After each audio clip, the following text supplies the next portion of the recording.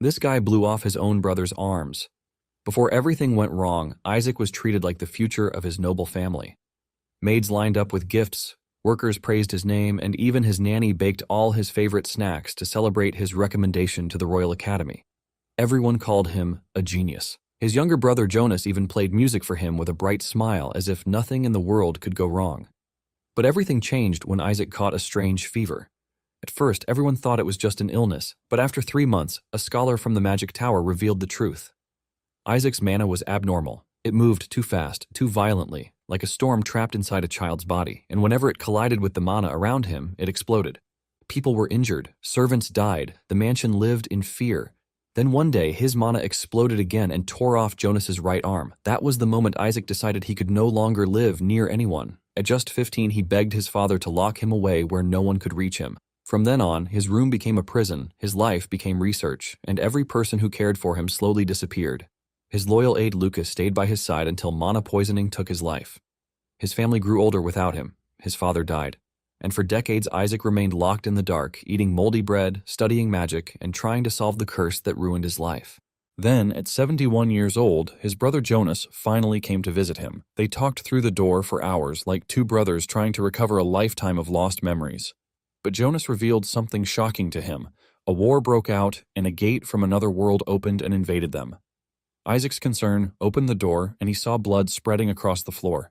Jonas had been stabbed and had spent his final moments speaking to him.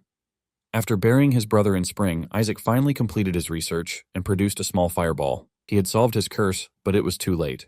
With regret in his heart, he died. Suddenly, he hears a familiar voice calling his name, and this turns out to be Hans's voice. Isaac doesn't want to believe his ears because Hans died years ago, and when he opens his eyes, he is in his young body. Hans stands by the window and opens it because Isaac is drenched in sweat and looks pale. Isaac sits up, wondering if he is dreaming, while also assuming that his life is flashing before his eyes at the time of death. Hans walks to the window to see a young Jonas playing and stressing the maids out. Isaac lets out a good smile when it finally dawns on him that he is not dreaming, but he has somewhat returned to the past. He is now faced with a new life where he is expected to break free from the shackles of his past. As he stands by the window, Isaac has a flashback. Isaac once heard the maids in the other room complaining about his condition and how it always causes trouble. They are left to clean the mess that he makes, but they are always scared of when his mana will explode again. Hans soon hears this, and just as he is about to move into the room to scold them, Isaac stops him, telling Hans that they are not actually wrong.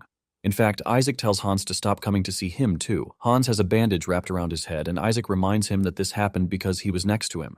Hans kneels in front of Isaac to comfort him, telling him that he is wrong about the whole thing. Hans lets Isaac know that he still cares about him, but it appears that he is going through a difficult time, and once it passes, it will no longer be a big deal.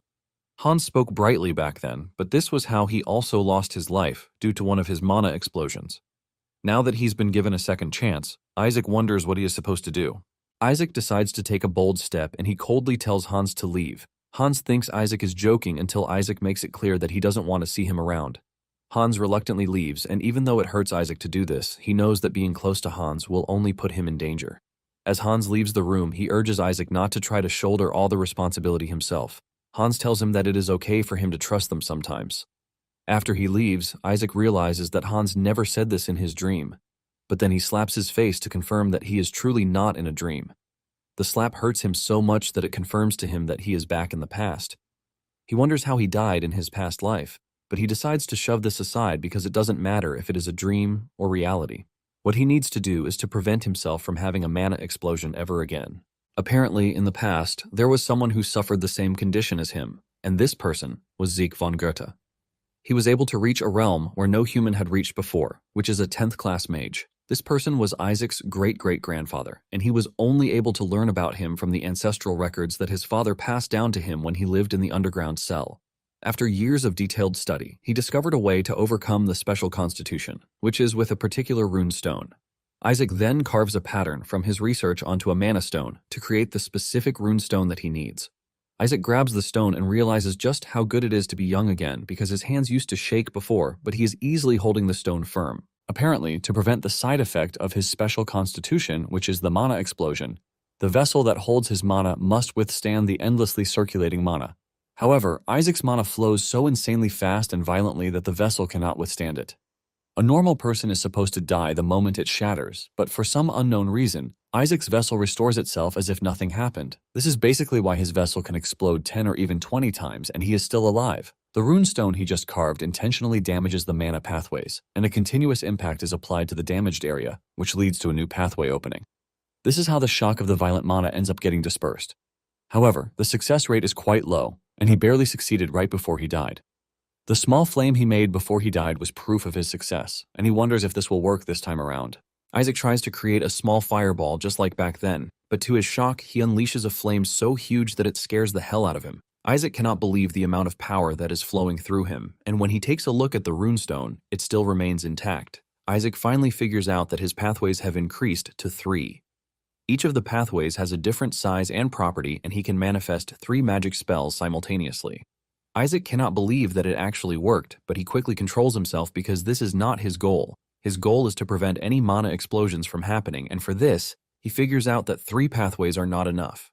He realizes that he has to use more magic more often to increase the pathways. In addition, this will help minimize the burden placed on his mana vessel, but until then, he can't let anyone stay by his side. In fact, there won't be any exception whatsoever. Later on, Isaac is studying when Hans shows up in the room with a smile on his face, telling Isaac that he has brought him his favorite food, but Isaac is forced to remind him that he already told him that he doesn't want to see him. Hans tries to persuade Isaac, reminding him that he hasn't been eating well lately, so he should have at least one piece. Isaac cannot believe that Hans is not ready to listen to him, and to make it worse, he is wearing such a cute face. Isaac then asks Hans how old he is, and Hans replies that he is currently 12 years old. Since he is still at a young age, he figures out that he is at an age where he has to behave like a normal child. Isaac takes a bite out of the bread and he realizes that Nanny must have been the one who made the bread. He loves the bread so much, and he realizes just how much he's missed the bread. Isaac asks Hans where Nanny is because he hasn't seen her that day, and Hans reveals that Nanny's son, Hinder, has pneumonia. When he hears this, Isaac stops eating and talks about how nice his family is because another family would not allow Nanny to head home to take care of her son. Isaac takes his time before asking Hans if Hinder is the only one who came down with pneumonia, and Hans reveals that all of the children already have it. Upon hearing this, Isaac finally remembers what is happening. The incident that happened around this time was the Black Goose Village mass pneumonia incident. Nanny lost her son in the incident, and she had to live with a huge sense of loss until the day she died. It turns out that she also died from one of Isaac's mana explosion incidents. Remembering this terrible incident, Isaac figures out that it would be bad if the woman went through this again. Isaac remembers something important and immediately asks Hans what sort of monster or monsters were recently subjugated in the Nanny's village. After hearing Hans's answer, Isaac packed up and vanished to the Black Goose Village. Hans had told Isaac that he didn't get a good look at the monster, but it appears that people from the magic tower came to buy it as research material. However, from what he was able to see, it appeared to be a giant spider that was covered in silver fur. From Hans's description, Isaac realizes that he was talking about a winter spider. Winter spiders are not that strong, but they do form large swarms due to their incredible breeding rate. The real issue is that the winter spiders possess a highly dense mana that causes one to suffer from mana poisoning when one is exposed to it. This acts like a poison that slowly suffocates the affected person. Isaac figures out that the children in the village were poisoned by the mana emitted by the winter spiders. Isaac makes his way into the woods to gather herbs because he knows all about mana poisoning. However, it is still something new in this era, which is why they all believe that it is pneumonia. After gathering loads of herbs, he believes that he has enough to feed the children to alleviate their symptoms. However, its healing effects will only be temporary, and to prevent a relapse of the symptoms, the winter spiders must be completely wiped out. Isaac knows that it would have been nice to ask his parents for help, but his father is usually stationed at the border fortress, and his mother is currently traveling the continent, searching for a cure for his special constitution. Isaac knows that he can't wait around till they get back because Hinder would have died by then. Soon afterward, the nanny is watching over her son when she hears a knock on her door. She walks to the door to open, and to her surprise, she finds Isaac. Isaac is so exhausted from his travel and the effort to gather herbs that he falls into the woman's arms. The nanny asks him if something happened at the estate, which is why he left at that late hour. Isaac reveals that he is only worried because she hasn't come to work for days, and he came to check on her. The nanny tells Isaac that she might not allow him to come in because Hinder has pneumonia, and he might catch it too. To convince the woman, Isaac ties a piece of clothing over his nose, but even with this, the nanny is still reluctant to let him in. Isaac hands her the bag full of herbs and straight up walks into the house. He tells the nanny to crush the herbs, mash them, put them in a pot, brew them twice, let them cool, and then feed them to Hinder. Isaac heads to the room where Hinder is resting, and from the bluish spots all over his face, Isaac confirms that he is suffering from mana poisoning. Isaac calls Hinder's name, and he weakly answers. The first thing Hinder tells Isaac is that he should not fire his mother because she isn't able to come to work because of him. Isaac pats Hinder's forehead, assuring him that he is not going to fire his mom because he is the only one who sneaks him wheat bread, so he should just focus on getting better. Later on, Isaac has a hunter lead him to an abandoned mine. Upon arriving at the entrance of the cave, Isaac asks the dude if he is sure that this is the limestone cave, and the man assures him that it is. Isaac pays the dude his fare and tells him that he is going to handle the rest from that point forward. As he leaves, the old man urges Isaac to be careful because people have gone missing around the cave in the past. Apparently, winter spiders prefer limestone caves, and since this is the only limestone cave in the area, Isaac believes that the winter spiders are currently nesting in the area. However, before going inside the cave, he figures out that it would be better if he prepares well. He remembers that he can currently manifest 3 spells simultaneously, which puts him on par with a second-class mage. However, he can't overexert himself because his mana vessel might just shatter. In addition, he can't recklessly use magic since he doesn't know how many spiders are in there. Isaac then looks around and he finds exactly what he needs, which is the frost belladonna. The berries of the plant are usually diluted and used as a paralytic or anesthetic, but they are a deadly poison to winter spiders. Isaac cannot believe the irony that they live in the same habitat as their lethal weakness. After gathering so much belladonna, Isaac realizes that it would have been better if he had brought some gloves because his hands have swollen already, showing just how potent the poison is. Since he already made plenty of rune stones back when he was at the estate, he figures out that it is time for him to get going. Upon entering the cave, he realizes that there is a ledge and it goes straight down into a dark center. He looks around to see if there is a way for him to get down there, and fortunately for him, he finds a ladder that goes down. Isaac grabs the ladder and starts climbing down, and by the time he reaches the bottom, he is already exhausted. However, with the look of things, he realizes that he has found the right place. There are skeletons on the floor, and they are both from monsters and humans. Isaac wonders if the human bones are from the missing people that the hunter mentioned. Just then, he hears rustling around him, and he immediately creates a bunch of fireballs to surround himself. Thanks to the fire, he spots the spiders in the distance staring at him. However, he is not entirely scared because he knows that the fire will keep the spiders away since they hate fire. However, he has to prepare just before they decide to swarm him. Isaac ties a piece of clothing around his nose before he starts anything. Once he is ready, he sets the belladonna on fire and the smoke from it starts to fill the cave. As the smoke hits the spiders, they react to it negatively, and seeing just how irritated the spiders are by the smoke, Isaac figures out that it is finally time for him to begin the hunt. In the past, Isaac had stood by his window to watch one of the citizens confront his father about the bad things that were happening in the territory. He blames him because he is the lord of the territory and should have done something to avert the whole mess, but instead he believes that he has failed the people. The whole issue was mainly about the Black Goose Village, and because of how noisy the whole thing is, Isaac started considering a move to the basement. Since the basement is quieter and has fewer people around, he can just focus more on researching his special constitution there.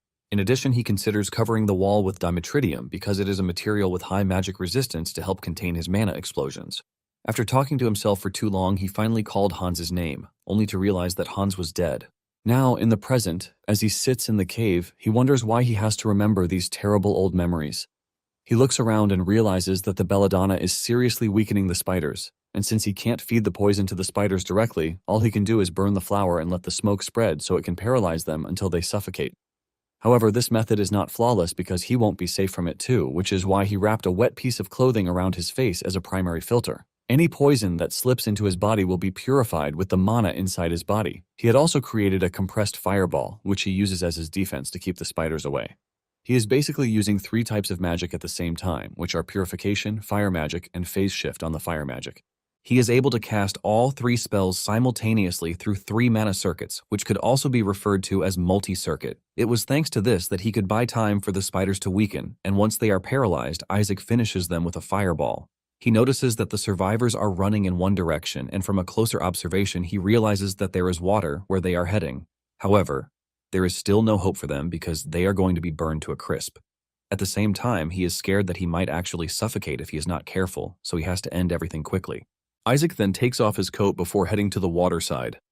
However, the moment he gets there, he starts regretting his decision to have left the coat because of how cold the whole area is. The temperature in the room has dropped so low that it could form ice, and just then he raises his head to see that the entire ceiling of the cave is filled with spider eggs. The moment he sees this, he remembers something important that sends shivers down his spine. He continues investigating the area while throwing fireballs around to make lightning for himself. Not long after this, His fears come to life as he finds himself face to face with a giant spider, which is the winter spider queen. A cold sweat trickles down his face as he trembles in fear, and without hesitation, the monster attacks him. Isaac manages to leap into the distance to avoid getting impaled by the monster's claws. He lands hard on the icy floor, causing him to groan in pain, but he immediately gets back on his feet while berating himself for always jinxing his luck. Unlike the other winter spiders, the Spider Queen is a monster that has fire resistance and even exhales frost. This is the very reason why they are called winter spiders. With fear running through his body, Isaac hurls fireballs at the spider, but it doesn't really affect the monster.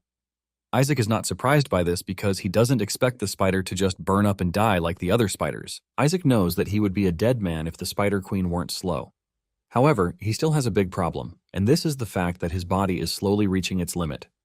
With a 12-year-old body that has no combat experience, he knows that it is natural for him to be exhausted. To make it worse, he stayed up all night and then used magic all day. Isaac soon realizes that no one is coming to save him, and he has to get over his fear. He starts to remember the sacrifices the nanny has made just for him to be comfortable. Apparently, wheat doesn't even grow in the northern region where they are, but the nanny travels to a distant city every week just to get high-quality wheat for him to be able to eat soft bread. Upon remembering this, Isaac pulls himself together, and he decides that he is going to ask the nanny to make him a lot of bread when he gets back home. Isaac reaches for his shovel and drops his backpack as he prepares to engage the queen spider head-on because even if it is a queen, it is still a bug. Isaac drops his backpack and rushes toward the queen with his shovel.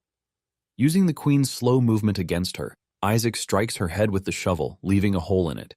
However, this is not enough to kill the queen as he gets dragged underneath the queen monster. Nonetheless, Isaac refuses to let go of the monster's leg. After a brief deliberation on what to do to take down the monster, he figures out that he has to use a different approach. He creates a fireball which he compresses and then compresses even further until the flame turns blue. Once it is powerful enough for what he wants, he releases the compressed blue flame into the spider's belly. Just as he wanted, the flame starts to cook the insides of the Spider Queen. As the spider shakes with its life leaving its body, Isaac tries to pull out his hand, but he finds it difficult to do so because the spider won't stay still. After trying so hard, he finally gets to pull out his arm. Isaac crashes to the ground and he hits his head. However, the blue flame is enough to take down the spider and even burn a block of ice. Later on, Isaac hears familiar voices around him, and these are Hans and the nanny's voices. He hears them as they talk about how he went into the abandoned mine, which caused him to hurt himself. This is when it dawns on Isaac that he actually defeated the Winter Spider Queen, and after this, he fell unconscious when he hit his head on the ground. However, he woke up after this and barely made it out of the abandoned mine and back to the village. After this, he ran into Hans, who was loitering at the village entrance, and he just fell asleep in his arms. Now that he is awake, Isaac hears the nanny telling Hans that after she did what Isaac told him, Hinder was completely cured.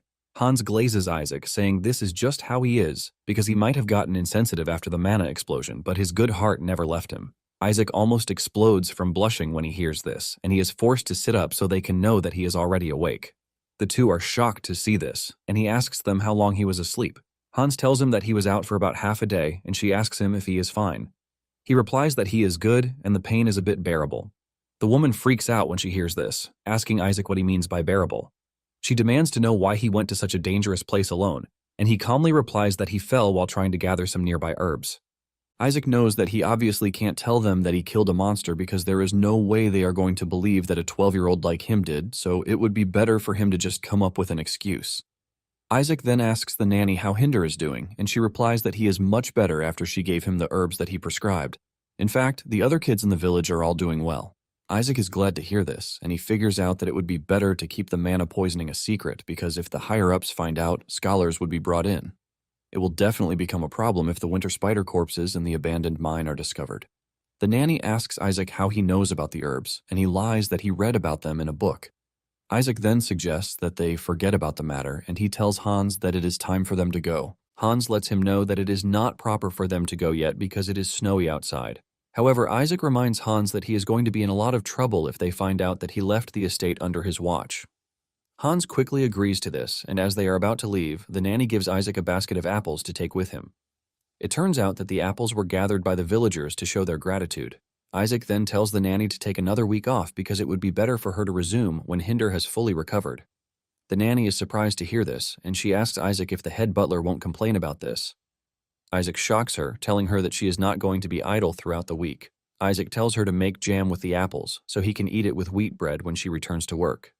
The nanny agrees to this with a smile on her face and tells Isaac that she is going to make apple pie too. A week later, Isaac is seen jogging around the estate. During this time, his mana vessel had changed, and the 3 circuits had turned to 4. The mana vessel stabilized more too, and the number of magic spells he can simultaneously use increased to 4. He figures out that fighting the winter spiders and pushing himself to the limit probably helped with this. In addition, he knows that running around the estate contributed to it too. Basically, using magic requires comprehension and calculation, including intuition. This is a task that consumes a considerable amount of mental power. When the body breaks down, the mind breaks down too, and it is pretty obvious that mental power requires physical stamina. He knows that he reached his limit in the abandoned mine because he was donning an untrained young body. Isaac remembers that in his past life, Lucas used to train his stamina. Isaac is in the middle of his training when he is called upon by the head butler Schiller, who tells him that it is time for his regular checkup. The doctor walks forward to greet Isaac while asking him how he is feeling. Apparently, the dude is the personal doctor that was assigned to him by his father, and they claim he is the most successful doctor in the territory close to them. However, even the supposed expert doctor couldn't figure out his weird constitution. After he is done with the checkup, the doctor tells him that he is fine. He decides to change Isaac's medicine, but Isaac knows that he is just going to prescribe rubbish. The doctor reaches into his briefcase and reveals 6 bottles of a potion called Panacea. This is a potion that stabilizes the flow of mana. When Isaac sees this, he realizes that his father is going to extreme lengths to make sure he gets the good stuff. Basically, Panacea means cure-all in the common tongue, and it is used as a stimulant for some and a performance enhancer for soldiers. While the potion is known to stabilize the flow of mana, it is actually a misunderstanding that occurred while translating the ancient language. Its actual effect is stimulating the flow of mana, which means it is poison for him because his mana goes out of control. However, for his current situation, it is the right catalyst because if used well, it will help increase his mana circuits. After the doctor's departure, Isaac notices that Schiller is staring at him, and he asks him if he has anything to say. Schiller reveals his surprise that Isaac looks really calm because he is always throwing tantrums over being seen. Thanks to this, the doctors in the direct territory refuse to be his personal doctor, and Isaac asks Schiller if it would have been better if he had thrown a fit just as he used to. Schiller stays mute for a second before finally opening up, telling Isaac that he learned from Hans that he cured the children in Black Goose of pneumonia. When Isaac hears this, he realizes that Schiller had interrogated Hans. Schiller tells Isaac that it is going to become a big issue if the advisory committee finds out about it. Schiller then coldly tells Isaac that he is going to let it slide this time, but he urges Isaac to restrain himself. But if he can't, he tells Isaac that he should inform him first. Even in his past life, Isaac wasn't able to get close to Schiller because he was always dry and an unbending head butler. He is a supposed cold man who would always keep his distance from the others. However, according to what he heard from Jonas before he died, Schiller served the family until the very end, before losing his life. Deep down, Schiller cares a lot and only tries to act like a hard guy. Isaac then smiles, telling Schiller that he understands what he means by this. Schiller then asks Isaac if there is any particular reason why he has been running for the past couple of days. Isaac replies that throughout history, mages who reached the 5th class or higher trained their bodies, and since it is a body that channels mana, it should stay in a fit state. Later that night, Schiller writes his report about how Isaac cured the children of Black Goose Village of their pneumonia. Schiller believes that due to the nature of his constitution, it will be hard for him to use magic in the future. Schiller believes that a path as a scholar or alchemist might be right for him. He believes that with this, Isaac's father will also be relieved of some worry. Just then, a maid, Rosa, enters Schiller's office telling him that maids are disappearing. 2 girls, Clara and Annette, have vanished, and Rosa says she can actually vouch for Annette, if not Clara, that she is a good girl. In fact, Annette hasn't taken a day off in 3 years, which means something has definitely happened to her. Later on, Rosa is seen talking with another maid and a servant named Bill. Bill talks trash about the territory, saying it is not the best place to live because the weather is harsh in this area of the world, and the bandits or monsters always show up all the time. The other maid asks Bill if he is basically saying he is going to run away, and he casually replies that the possibility is not 0. The girl then says Annette is not like him who can just disappear out of nowhere because she worked hard to pay for her father's medicine. Bill stupidly says the girl must have gotten sick of taking care of her sick dad, or maybe she ran off with some deadbeat dude. Rosa yells at Bill, telling him to watch his mouth, but Bill defends himself, saying he is just putting out his own theory. The two tell him that they are not interested in whatever theory he has. Bill continues by saying whatever is happening might be an action of dark magic. They ask him what he means by this, and he reminds them that they are working for a family of mages. In addition, Isaac is not in good condition, and he believes that his father is using whatever magic he can get his hands on to heal his son. This is when it dawns on Rosa and her colleague that Bill is saying that the missing girls were sacrificed alive. Rosa scolds him, telling him to stop spreading stupid rumors, reminding Bill that the master of the house took him in even though he was a criminal. The two are arguing with each other when Isaac appears behind them, telling Bill that he has a very interesting story. Isaac smiles at him, urging him to tell him more of the story, and Bill freaks out when he realizes that he has run his mouth in Isaac's presence. Isaac then takes Bill to his office to hear more from him. Bill reveals that the first maid who disappeared 2 months ago was Hilda, and a few weeks later, Clara went missing. It was the past weekend that Annette vanished after going to Mass. With a cold stare, Isaac asks him if he has any idea why this happened.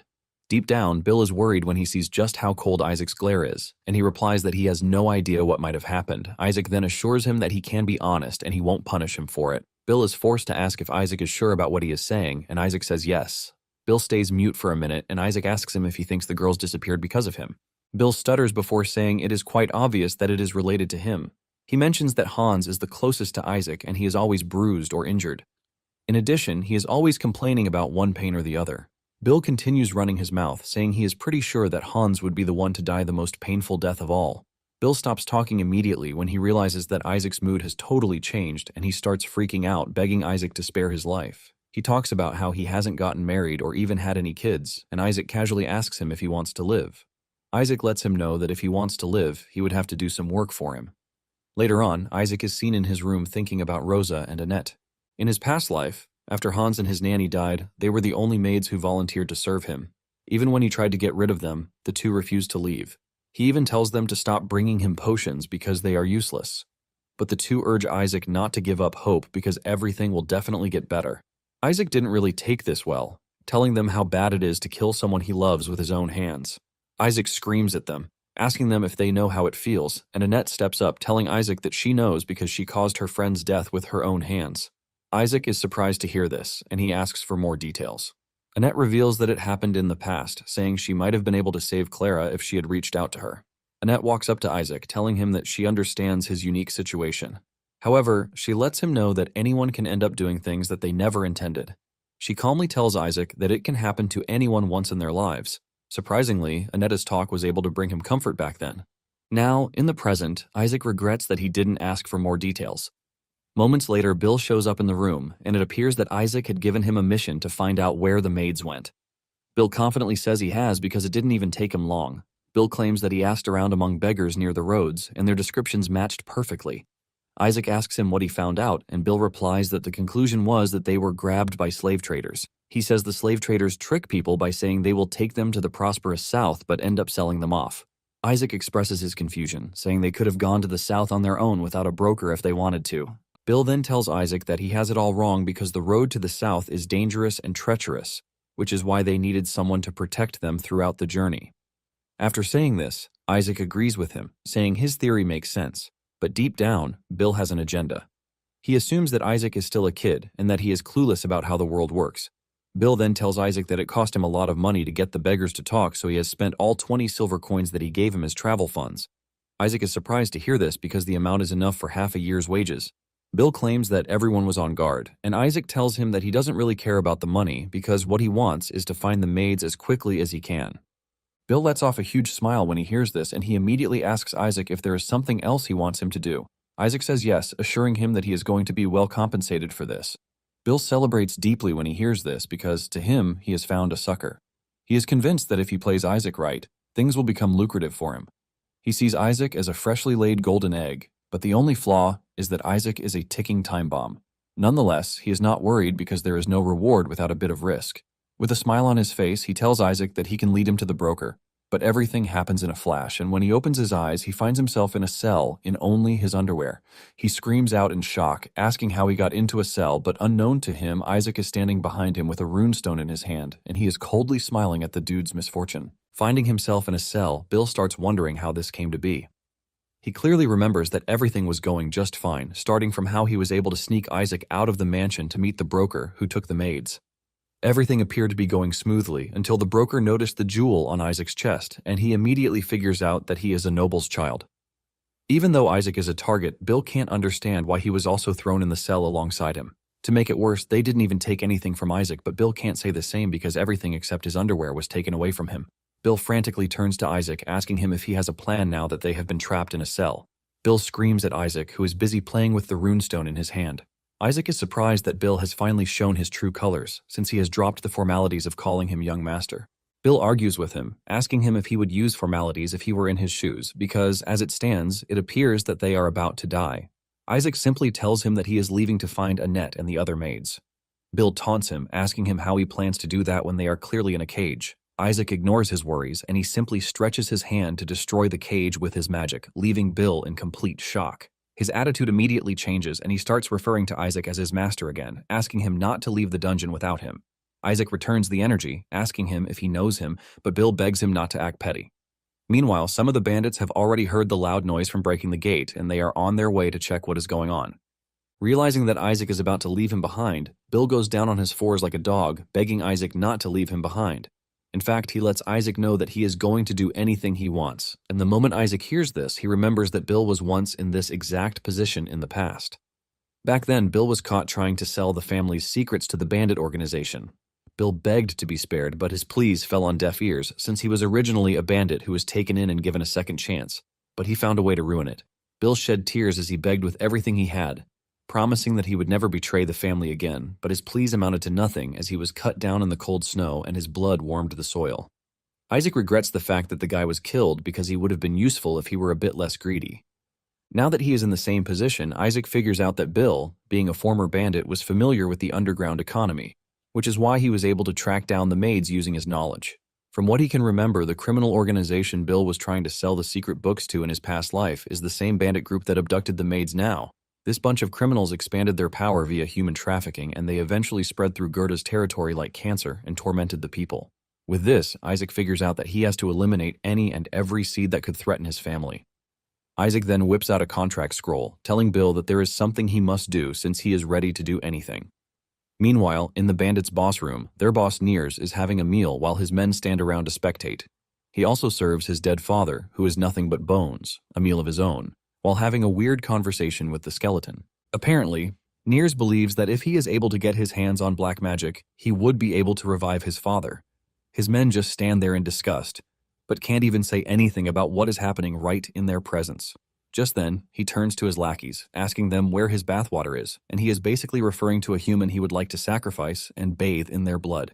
One of the lackeys tries to tell him that the only captives left are merchandise they plan to sell to merchants, but before he can even finish the statement, Nears grabs his head and crushes it, letting the blood spill on him. This gory moment scares the other two down to their bones, and they watch Nears in utter disbelief. Nears confidently mentions that the blood on him should already be enough for his bathwater. After this, he leaves the room, and the remaining two fall to their knees in fear. The two agree among themselves that the next time Nears asks for bathwater, they are going to hand over the merchandise without question because trying to put the organization first will just lead to their death. The two then proceed to take care of their colleague's body. Suddenly, they hear a strange sound in the lobby, and they swallow in fear. They rush outside to check what is going on, only to find Nears' head rolling on the floor. They freak out and fall to the ground in fear, and before they know it, a bloodied Bill appears in the distance, walking towards them menacingly. Bill has a large knife in his hands, and even though he looks intimidating, deep down, he is panicking because he doesn't even know what he is doing. He's worried that he is putting himself at risk just because of what Isaac did to him. Apparently, the contract that Isaac had him sign had 3 conditions. The first is that the contractee, which is Bill himself, shall obey the contractor Isaac without conditions. Secondly, Bill shall not disclose information regarding Isaac. The third condition is that if Bill violates any of the previous terms, the penalty is death. Bill freaks out when he sees this, but Isaac ignores his concern, telling him that he just has to sign the contract with his blood because it is the only way for his magic to take effect. Bill screams at Isaac, telling him that there is no way he is signing such a contract, but they suddenly hear some of the bandits closing in on them. Isaac uses the opportunity to remind him that they don't have much time. Realizing that Isaac is right and the bandits are just going to kill him if he doesn't cooperate, Bill grabs the knife from Isaac's hand. He cuts his finger and presses it down on the contract scroll, which immediately gives off a bright light. Just after signing the contract, the bandits walk in on them, demanding to know how they got out. Bill freaks out, but Isaac calmly attacks the trio with ice balls to knock them out. Bill is left in complete shock, and he asks Isaac if the trio is dead, but Isaac lets him know that they just fainted.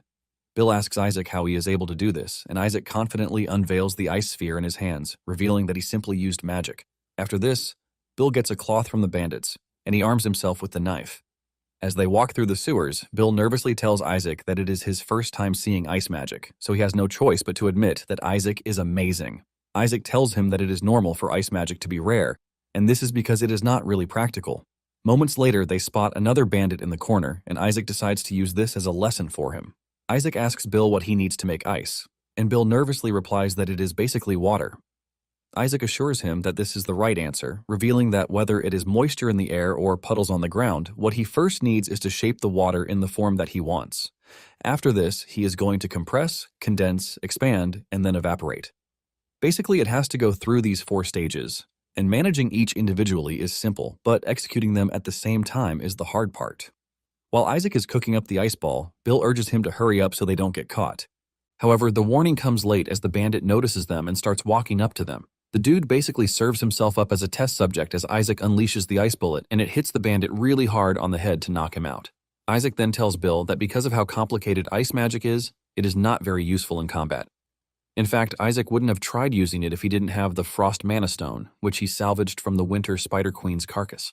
Even though ice magic isn't popular, Mana Stones have academic value in their own right, so they fetch a high price. Isaac is glad because he managed to get his hands on something really good. Bill then asks him why he is still using ice magic when he knows that it is not convenient, and Isaac replies that this is because it is unpopular, so very few people know about it.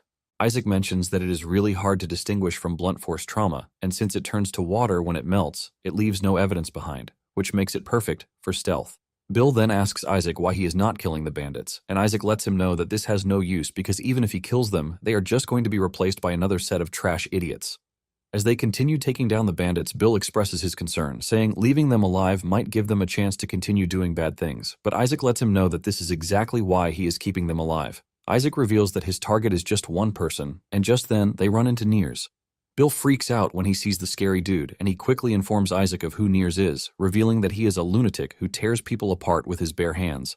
Isaac didn't even flinch from this, and he tells Bill that this basically saves him the trouble of finding the dude himself. Isaac conjures a big ice spear and hurls it directly at Nears, but just as it is about to hit Nears, he dodges and slams the ice spear into the wall with his bare hands. Bill screams out in fear when he sees this, but Isaac remains calm and collected. Isaac commends Nears' strength, asking him if he is from a northern tribe. Bill, on the other hand, can't believe that Isaac is seriously commending someone who is about to tear them apart. Nears also expresses his happiness that he has finally found sufficient bathwater for himself, since Isaac is a mage. He mentions that Isaac is going to be an excellent material for his black magic, but Bill starts begging to be spared. Nears walks toward them, and Bill freezes up in fear while begging to be spared, but suddenly he notices that Nears is no longer moving. Bill opens his eyes in shock, only to see the ice spear protruding out of Nears' chest from behind. Bill is left in complete shock as he realizes that Isaac just used the same ice that was deflected earlier to kill Nears from behind. Nears crashes to the ground, and Isaac tells Bill that from that moment forward, he is the leader of the organization. With the knife in his hand, Isaac asks him if he knows what he has to do, and Bill rushes over to relieve Nears of his head. Isaac remembers advice given to him by Annette that anyone can end up doing things that they never wanted to do, even if it is only once in their lives. She mentions that this is an incident that will haunt Isaac forever, which is why he will be left with 2 options. The first is that either Isaac suffocates under the weight of this guilt, or he struggles to live on for their sake. Apparently, Annette was burdened by the guilt of losing her friend Clara back then, which is why she gave Isaac that advice. But in this life, Isaac is prepared to make sure that Annette never loses her friend. Once Nears has been taken care of and Bill has been appointed as the leader, the maids are rescued from the sewers and are put in a carriage heading to the mansion. When Annette finally settles in, she heads to Isaac's office to tell him how Clara and Hilda plan to go to the South because they heard promises that life in the South was getting better. Isaac is not surprised when he hears this because it is just as Bill suspected. He then asks Annette if she was kidnapped while looking for these 2. Annette tells Isaac that by the time she met Hilda and Clara in the sewers, they had lost their minds. Annette admits that if she had stayed a few more days too, she would have gone crazy too. Isaac is not surprised because the sewer is a place where humans are sold or eaten. Even Isaac, who has seen a lot, was traumatized when he saw this, so he obviously knows how much worse it is going to be for the young girls. Annette then confesses, revealing that she actually had the chance to escape because the iron gate where they locked her in was broken. Annette feared that if they had not been rescued, she might have killed Clara with her own hands in the end. Isaac understands how bad the memories must have been for her, and he thanks her for taking the time to tell him.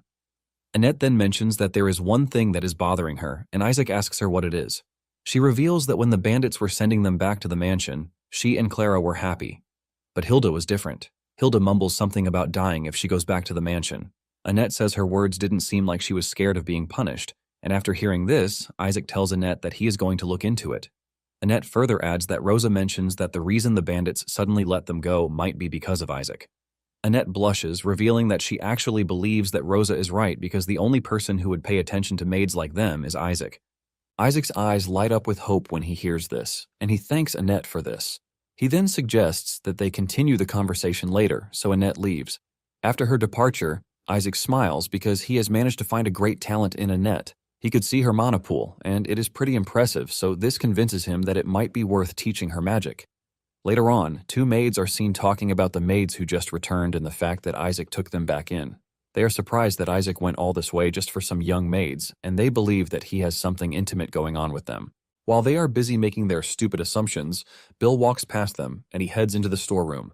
It turns out that he is meeting with the sleeper agents that Nears has planted in the mansion before his death. Now that Bill is the leader, they have to report to him. Isaac had told Bill that even if they wiped out the criminal group in the environment, another group would just pop out soon enough. But instead of doing this, it is better to keep them under his control to manage them. Bill realizes that Isaac has been planning this from the start, which is why he forced him to sign such a contract.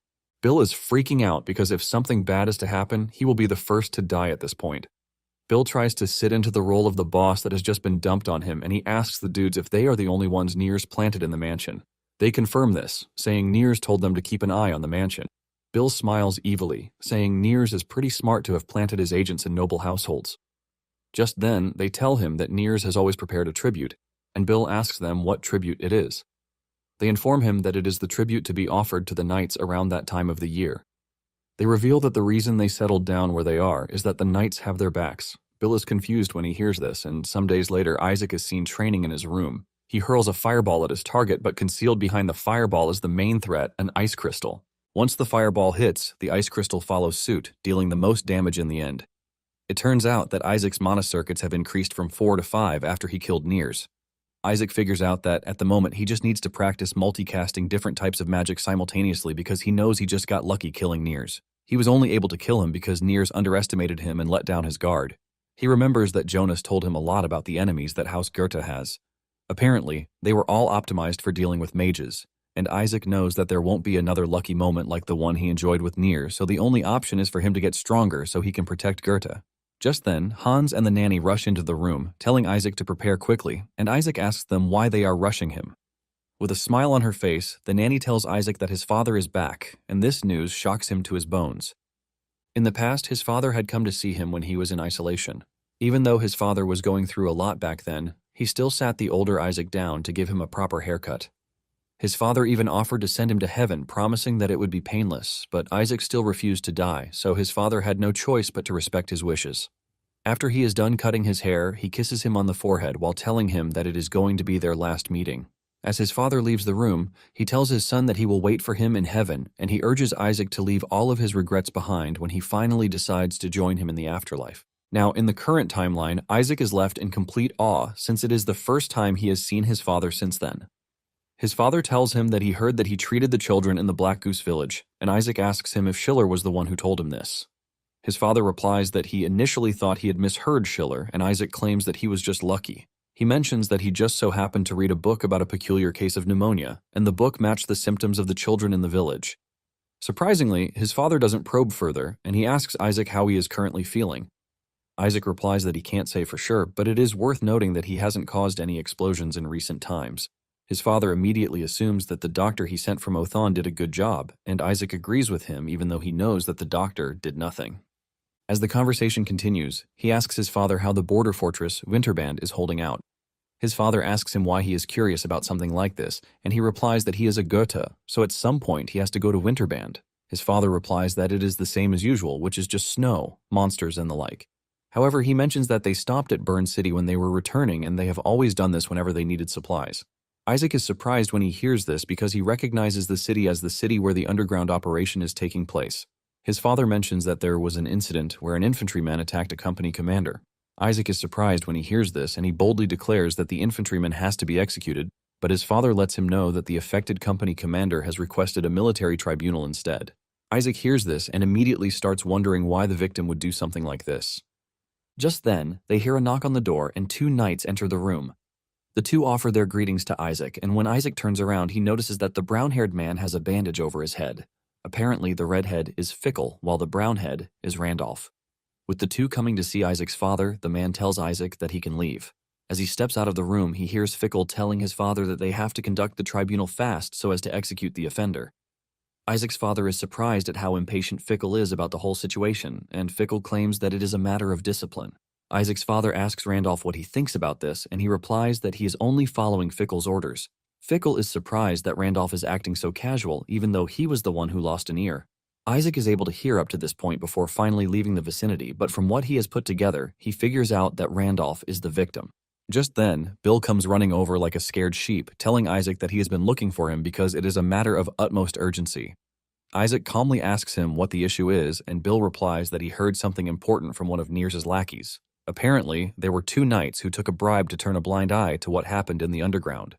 The moment Isaac hears this, he becomes even more serious, and Bill lets him know that something recently happened at the entrance of the underground operation.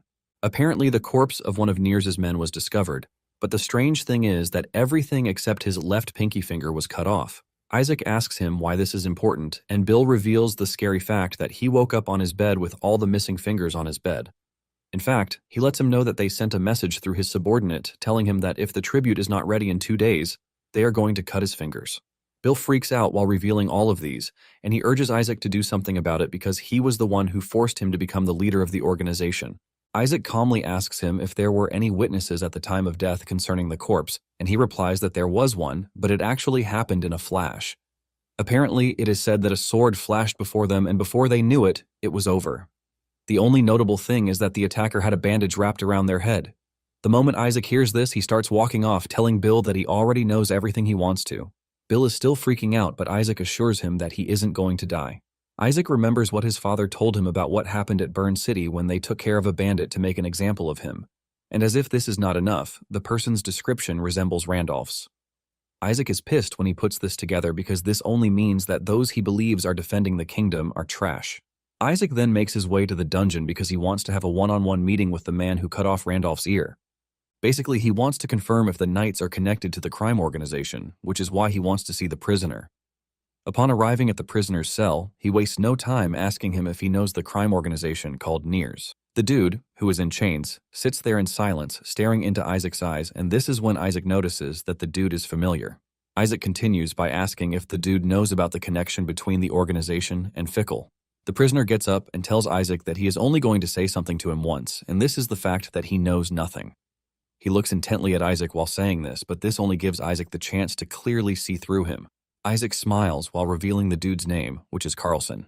Isaac lets him know that he now remembers everything, but he wants to know if his only answer is going to be a lie because he knows his true name, Kyle. Kyle is dumbfounded when he hears this, and he steps back in shock. He demands to know how Isaac knows about this secret name. Apparently, the first time Isaac heard about Kyle was when the civil war in the kingdom was escalating.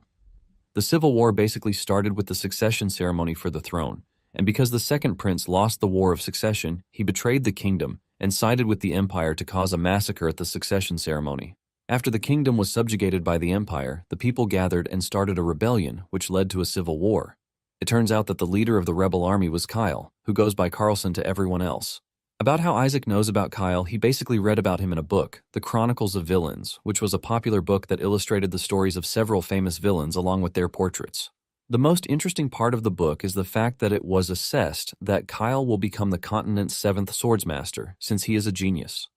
Now that Isaac is seeing Kyle in person, he has no choice but to agree with this take because Kyle has such incredible mana. Isaac figures out that Kyle must have put in so much effort so far, and he can't even imagine how strong he will become if he has the chance to bloom. In his previous life, Kyle had managed to escape his execution to become the rebel leader in his previous life. Kyle keeps yelling at Isaac, asking him how he knows about him, and Isaac urges him to calm down because it is too early to be surprised. Isaac lets him know that he is also aware of the fact that he is the son of Kashin, and this further adds to Kyle's discomfort. Kyle asks Isaac who he is, and Isaac berates him for serving in Winterband without knowing the eldest son of House Goethe. Kyle yells at him, saying this is not what he is asking because what he just wants to know is how Isaac knows the things he does. Kyle asks Isaac if he is there to kill him, but Isaac tells him to chill out because he is too self-conscious. He asks Kyle why he would care about the son of a mercenary from the neighboring country. He mentions that he is also aware of the fact that he is the illegitimate son who disappeared over a decade ago. This leaves Kyle in total confusion, and he asks Isaac if he really is Isaac, Goethe's son. Isaac lets him know that it is up to him to believe him or not, but there is only one thing he needs to know. Isaac asks him why the company commanders of Winterband got involved in the slave trade, and Kyle decides that he has all the reasons to answer him, since he is the eldest son of the Goethe family. Isaac is surprised that Kyle is ready to cooperate, even though the company commanders might pin the crimes related to Niers on him, which will make him a wanted criminal in the kingdom. Isaac lets him know that if this happens, he won't be able to start his revenge. But after minutes of silence, Isaac realizes that Kyle is not someone he can manipulate. Since this is the case, Isaac figures out that he has no choice but to draw out the bad guys himself. Later on, Randolph and Fickle receive an invitation from the supposed Niers leader, and the two dress in their covered outfit. As they walk through the sewers, the two are surprised that there are no slaves whatsoever. This only makes them angrier because Bill told them to come find him if they have a problem with this, and this leaves them wondering if the new leader wants to cut them off. Upon entering the room where the meeting is to take place, Bill is already waiting. With fear written all over him, he welcomes them, and he opens the door for them to enter. The two initially stayed on guard, but when they realized that Bill was unarmed, they decided to chill out. The two boldly stroll into the room where the leader is waiting, and because the room is dark, they can't see that Isaac is the one sitting at the other side of the table. Fickle tells Isaac that he must really be brave to have invited them out after failing to provide their tribute. Isaac finally speaks up, and he decides to ask the two one simple question. The moment they hear his voice, they are startled because they were not expecting a kid's voice. Isaac gets up from his chair and walks up to them while asking them why they did what they did. The moment Randolph spots Isaac, he goes down on his knees, bowing to him. Fickle is confused, and Randolph yells at him, telling him to kneel down. Fickle finally gets to see Isaac's face when he emerges from the darkness, and the smile on his face almost sends the two into a paralysis. Since Isaac is already onto them, they have no choice but to explain what happened. It turns out that the two started collecting bribes from the syndicate because their troops were starving and they wanted to use the money for the good of their men. They were happy with their first paycheck because they realized that they could replace their bad swords with this, while still keeping some for pocket money. The two are in their usual mood of splitting their money when Kyle enters the room, and he is totally pissed that the two are receiving bribes. After telling Isaac what happened, Isaac sighs in disappointment, but mentions that he is pretty sure that the two have their reasons. Isaac lets them know that his father is upright, but he lacks both resourcefulness and flexibility. Isaac says his father is the shield that protects the North, and the two respected him for this. At the same time, they couldn't stand around while their fellow men died, so they resorted to extorting money from the bandits to cover the supply shortages. Fickle quickly jumps in, saying this is exactly the case, and Isaac mentions that it is time for him to deliver his verdict.